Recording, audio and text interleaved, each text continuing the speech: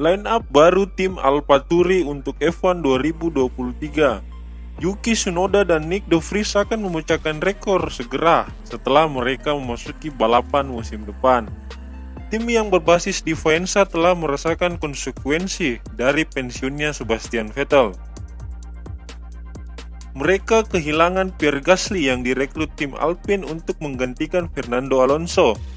Untuk mengisi tempat kosong, mereka mendatangkan pilot Formula E yang sensasional. Juara Formula E 2020-2021 ini telah menjadi berita utama setelah memberi Williams 2 poin pada debutnya di balap Formula One.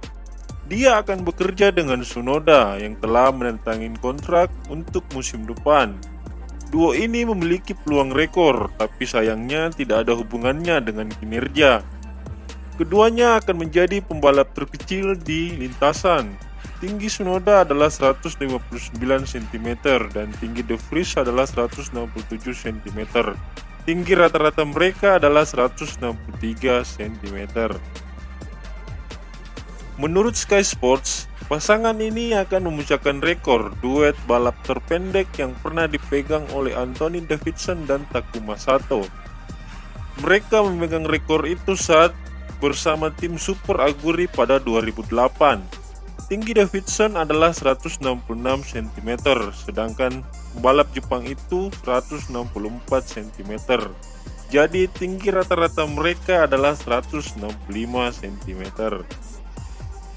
Sedangkan pilot tertinggi di grid F1 2022 adalah Alex Albon dan Esteban Ocon dengan tinggi 186 cm. Memasangkan De Vries dan Tsunoda sepertinya merupakan pertaruhan yang berisiko. Pembalap berusia 22 tahun itu telah berada di F1 selama 2 musim.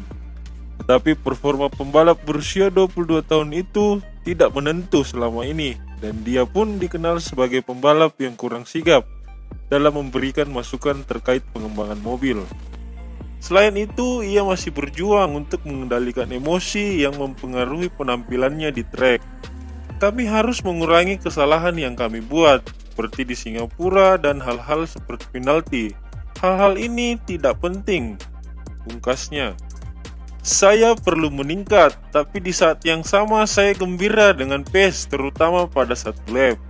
Saya membuat kemajuan sejauh ini dan akan menjaga momentum ini hingga tahun depan. Akan jadi kesempatan bagus kalau bisa kembali ke ritme. Saya masih belajar dan ada banyak hal yang perlu dipelajari. Tampaknya saya punya keyakinan untuk melakukan itu. Sebaliknya, De Vries mendapat sambutan hangat dari para pembalap F1. Ada yang bilang pemuda Belanda itu pantas berada di F1. Pembalap yang memiliki keturunan Indonesia ini dijuluki pembalap sensasional berkat penampilan menawannya di ajang Formula E. Namun sebelum berkiprah di Formula E, di tahun 2018 ia sempat bergabung dengan tim Prema Racing. Hal ini membuat ia bertemu dengan pembalap Indonesia Sean Glael. Di tim Formula 2 ini, De Vries kembali menjuarai ajang Formula 2 di musim 2019. Pembalap yang nantinya akan bersama tim AlphaTauri ini juga mengakui bahwa ia memiliki darah Indonesia dari sang kakek. Kakek saya berasal dari Indonesia, jadi saya seperempat berdarah Indonesia. Saya pergi ke sana tahun lalu untuk mengunjungi teman saya. Tahun depan ia akan naik kelas. Ia akan tampil di ajang Formula One, ajang balap jet darat yang paling bergengsi di dunia. Dengan pengalamannya yang telah menjuarai ajang Formula 2 dan penampilan sensasionalnya di ajang Formula E, bukan tidak mungkin ia akan menjadi kuda hitam musim depan. Yang pasti pembalap berdarah Indonesia ini akan tampil di F1 musim depan. Selamat berjuang, De Vries!